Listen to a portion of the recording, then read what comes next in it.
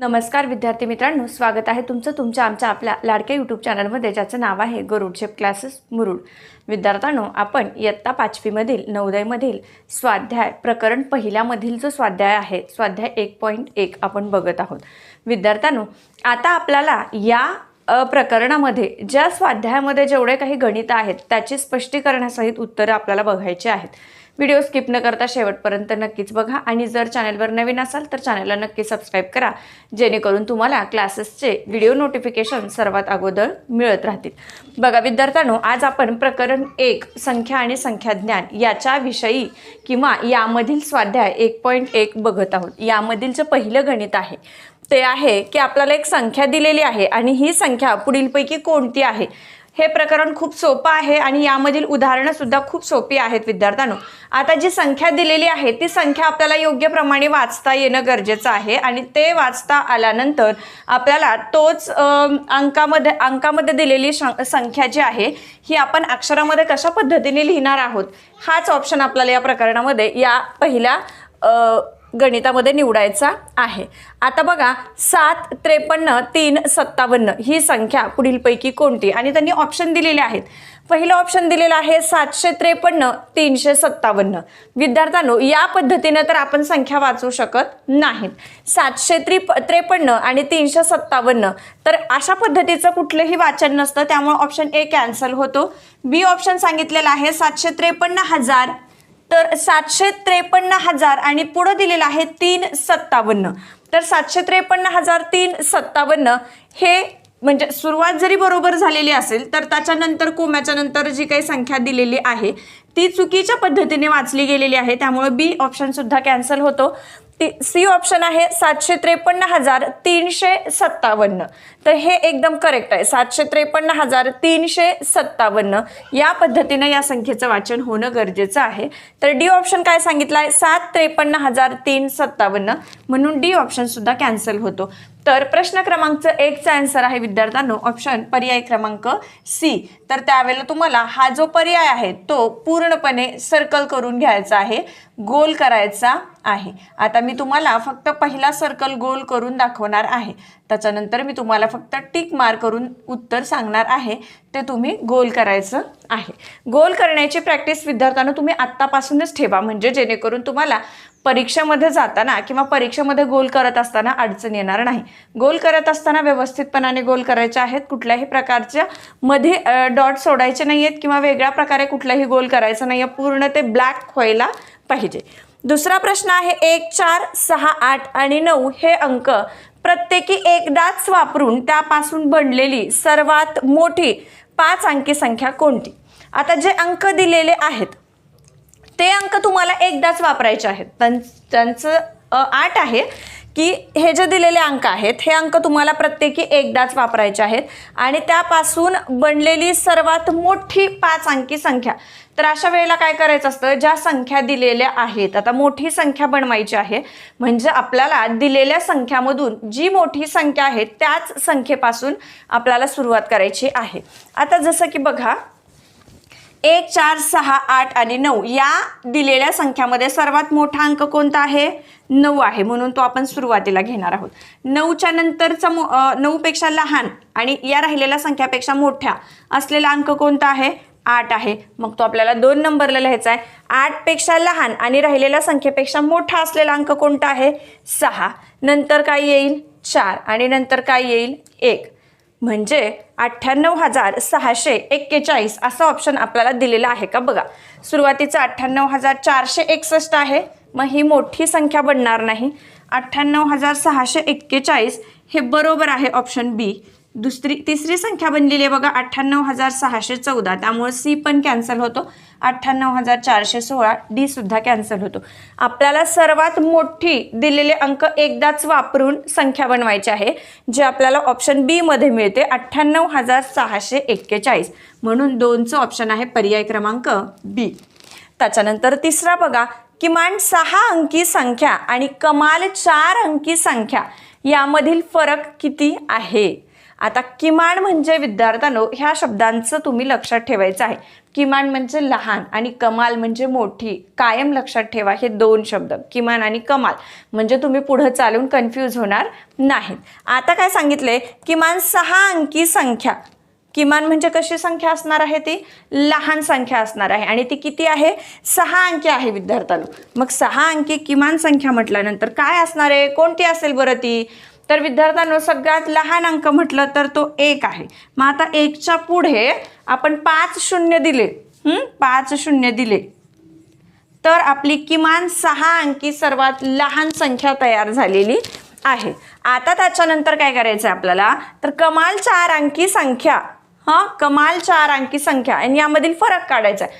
आता कमाल 1 ते 9 मध्ये सगळ्यात मोठा अंक कोणता असेल तर तो कोणता आहे, 9 आहे. मग तो सगळ्यात मोठी 4 अंकी संख्या असं विचारले ना, तर मग आपल्याला इथे 4 वेळा 9 घ्यावं लागेल आणि आपल्याला फरक विचारलाय म्हणून यामधून आपल्याला 9 म्हणजे वजा करावे लागणार आहेत. आता जे पुढं वर जी संख्या दिलेली आहे या संख्येमधून आपल्याला खालची संख्या वजा करायची आहे. आता शून्यामधून 9 जात नाहीत, प्रत्येक वेळा असं होणार नाही. मग आपल्याला काय करायचंय, तर हे जे 10 आहेत ना, या 10चा एक एक उसना हातचा आपल्याला इकडे समोर देत चालायचं आहे. आता इथं 10 आहेत म्हणून आपण काय केलं, ह्या 10ला कट करून आपण इथं एक हातचा दिला, मग इथं 9 राहिले गेले. परत आता इकडे पण आपल्याला हातचा द्यावा लागेल म्हणून परत ह्याला कट केलं, इथं 9 झाले, इकडे हातचा दिला. परत याला कट केलं, इथं 9 दिले, इकडे एक हातचा दिला. परत याला कट केलं, इथं 9 दिले, इकडे एक हातचा झाला. ठीक आहे. मग आता आपल्याला वजाबाकी करण्यासाठी एकदम व्यवस्थित गणित मिळालेलं आहे. आता काय करायचंय, या 10 मधून हे 9 गेले, किती उरले, 1 उरला. आता या 9 मधून हे 9 गेले, 0 राहिले. या 9 मधून 9 गेले, परत 0. 9 मधून 9 गेले, 0. आणि आता इथं आपण 10चा 9 घेऊन हातचा केला होता, त्यामुळे इथं फक्त 9च राहणार आहेत. तर आपल्याला असं ऑप्शन कुठं मिळतं बघा विद्यार्थ्यांनो, ऑप्शन पर्याय क्रमांक सी मध्ये मिळतं. म्हणून प्रश्न क्रमांक 3चा आन्सर असणार आहे पर्याय सी.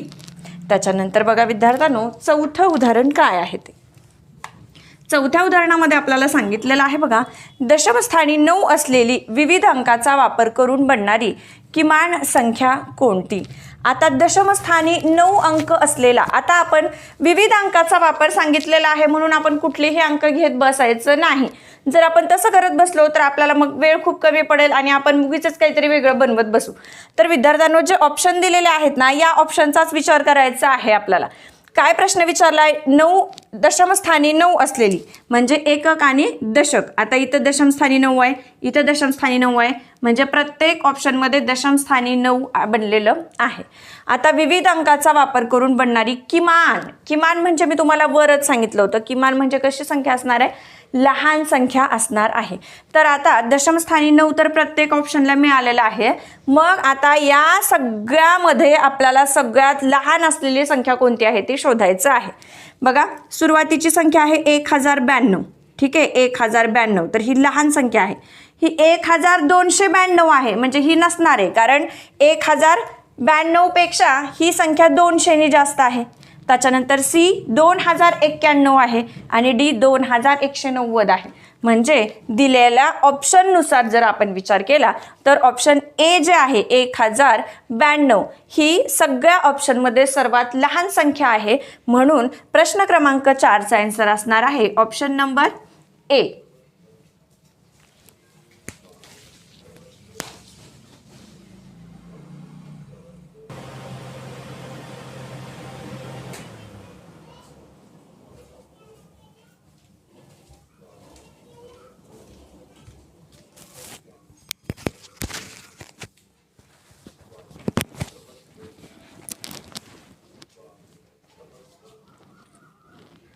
विद्यार्थ्यांनो, आता आपण प्रश्न क्रमांक 5 बघणार आहोत. आता 5 मध्ये काय विचारलेलं आहे, 5555 ही संख्या कशा प्रकारे लिहिली जाते. यामध्ये तुम्हाला संख्येचं ज्ञान असणं खूप आवश्यक आहे आणि बेसिकली या गोष्टी आपण 4th क्लासपर्यंत शिकलेलो आहोत. त्यामुळं असे प्रकरणं किंवा असे उदाहरणे आपल्याला अवघड जाणार नाहीत. आता बघा, आपण जर पहिल्या ऑप्शनचा विचार केला तर 5555 हे होऊ शकत नाही म्हणून ऑप्शन ए कॅन्सल होतो, बी कॅन्सल होतो, सी सुद्धा कॅन्सल होतो. इथं 55 शेवटी आहे पण 555 बनत नाही. 5055 बनतं. इथं 55 नाहीये, इथं 55 नाहीये. आता उरलं काय? Option D. तर 5555 इथं आपल्याला अंक मिळतो, म्हणून आपला ऑप्शन आहे पर्याय क्रमांक डी. त्याच्यानंतर बघा विद्यार्थ्यांनो, 6वा जो प्रश्न आहे काय विचारलेला आहे. आता अशा प्रश्नामध्ये बऱ्याच वेळेला मुलं गोंधळून जातात. पण काय करायचंय बघा, याची एक ट्रिक सांगते मी तुम्हाला. कमाल ते किमान अशा क्रमामध्ये संख्यांचा गट कोणता आहे. सगळ्यात अगोदर दिलेल्या संख्येकडे नीट बघा.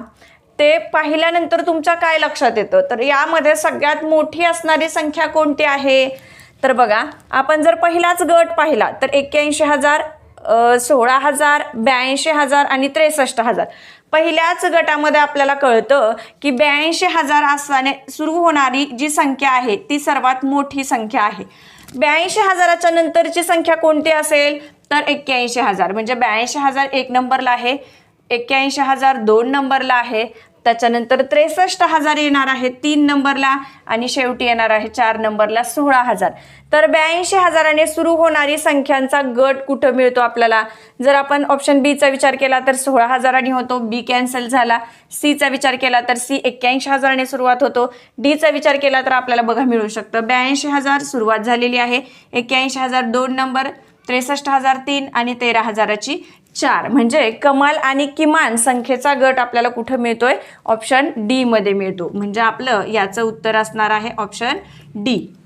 त्याच्यानंतर 7वा बघा, 1 0 3 4 आणि 5 हे अंक वापरून बनणारी लहानात लहान विषम संख्या.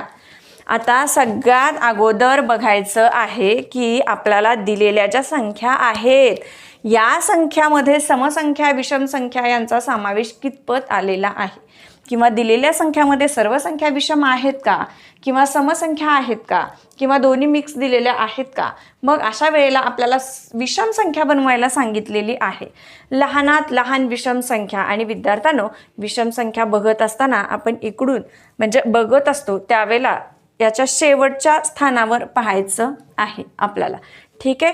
आता बघा विद्यार्थ्यांनो, याच्यामध्ये आपल्याला सुरुवातीला जर पाहिलं तर प्रत्येक वेळेला इथं 10ने सुरू झालेले 10ने. ठीक आहे. मग आपल्याला काय करायचं आहे, सगळ्यात लहान लहान विषम संख्या. मग आता सुरुवातीला तर 10 विषम संख्या किंवा कुठलीही संख्या बघत असताना आपल्याला शेवटी एकक स्थानालाच बघायचं आहे. एकक स्थानी इथं 5 आहे, इथं 3 आहे, इथं 3 आहे, इथं 5 आहे. ठीक आहे. म्हणजे 5 3 3 5 अशा पद्धतीचं आहे. मग आता याची सुरुवात कशी असायला पाहिजे बघा, 345 ही लहान आहे, 345. इथे 453 होतोय, म्हणजे 300 पेक्षा 100ने जास्त आहे, म्हणून हे नसणार आहे. इथं 400च्या ऐवजी इथं 500 झालेलं आहे, परत इथं 400च आहे. म्हणजे सगळ्यात लहान कोणती आहे मग, तर ऑप्शन ए 345, 10,345. आपलं ऑप्शन काय आलं, पर्याय क्रमांक ए. त्याच्यानंतर आता या अभ्यासामधला शेवटचा प्रश्न बघा, प्रश्न क्रमांक 8. यामध्ये काय सांगितलेलं आहे, जर प्रत्येक ओळ, प्रत्येक स्तंभ आणि प्रत्येक कर्ण यामध्ये लिहिलेल्या संख्यांची बेरीज समान असेल तर x, y आणि z यांच्या किमती क्रमशः लिहा. आता तुम्हाला काय करायचं आहे, काय सांगितले त्यांनी की प्रत्येक ओळ, प्रत्येक स्तंभ आणि प्रत्येक कर्ण म्हणजे क्रॉस. जर ही ओळ पाहिली आडवी तर याची बेरीज जी काही असेल ती, इकडे पाहिलं तरी इथली बेरीज, आणि परत असं क्रॉस केलं तरी इथली बेरीज कशी असायला पाहिजे विद्यार्थ्यांनो, समान असायला पाहिजे. आणि तरच मग आपल्याला याचे क्रमशः अंक काढता येतील किंवा किमती काढता येतील. आता आपण याचा विचार करूया. या उभ्या लाईनची बेरीज किती होती ती आपण बघूया. 4 आणि 3 7, 7 आणि 8 15. ठीक आहे विद्यार्थ्यांनो, म्हणजे 15. परत याची बघूया, 9 2 11, 11 आणि 4 15, म्हणजे इथं सुद्धा 15. म्हणजे तुमच्या लक्षात येते का की उभी आडवी आपण कशीही बेरीज केली तर ती किती यायला पाहिजे, 15 यायला पाहिजे. मग आता इथं बघा 8 आणि 1 9, 9 मध्ये किती मिसळावे तेव्हा आपल्याला इथं 15 भेटल, तर आपल्याला 9 मध्ये इथं 6 मिसळावे लागतील, म्हणजे आपल्याला इथं 15 बेरीज मिळणार आहे. ठीक आहे. म्हणजे x ची किंमत आपल्याला 6 मिळालेली आहे असं आपण गृहीत धरायला काहीच हरकत नाही. आता आपल्याला काय करायचं आहे, आता आपण असं तर नाही बघू शकत कारण y आणि z समोरासमोर आलेले आहेत, त्यामुळे आपल्याला किमती अशा काढता येणार नाहीत. मग आपण हे सरळ स्तंभामध्ये बघू. 9 आणि 1 10, 10 मध्ये किती मिसळावे तेव्हा आपल्याला 15 मिळतील, तर 5 मिसळावे. म्हणजे आपल्याला y ची किंमत 5 जर घेतली तर काही प्रॉब्लेम येणार नाही. मग आता मला सांगा 5 आणि 3 किती झाले? 8 झाले. मग या 8 मध्ये किती मिसळावे बरं? तेव्हा आपल्याला पुढं 15 भेटेल. तर यामध्ये आपल्याला 7 मिसळावे लागतील म्हणजे आपल्याला 15 भेटेल. म्हणजे एक्सची किंमत आपल्याला मिळते बघा विद्यार्थ्यांनो 6, वायची किंमत आपल्याला मिळते 5 आणि झेडची किंमत आपल्याला मिळते 7. तर 6, 5 आणि 7 असा असलेला ऑप्शन आपल्याला मिळतोय. ऑप्शन पर्याय क्रमांक ए मध्ये मिळतोय. आपल्याला क्रमशः काढायला सांगितलेली आहे. म्हणून एक्सची किंमत आपण सुरुवातीला काढली ती 6 मिळालेली आहे. वायची किंमत आपण नंतर काढली ती 5 मिळालेली आहे आणि झेडची आपण किंमत शेवटी काढली ती 7 मिळालेली आहे. क्रमशः 6, 5 आणि 7. तर ऑप्शन मिळतो पर्याय क्रमांक ए. चला तर विद्यार्थ्यांनो, कसा वाटला तुम्हाला हा आजचा व्हिडिओ हे कमेंट्समध्ये तुम्ही मला नक्कीच सांगा. भेटूयात आपण पुढच्या व्हिडिओमध्ये स्वाध्याय 1.2 सोबत. तोपर्यंत सगळ्यांना धन्यवाद.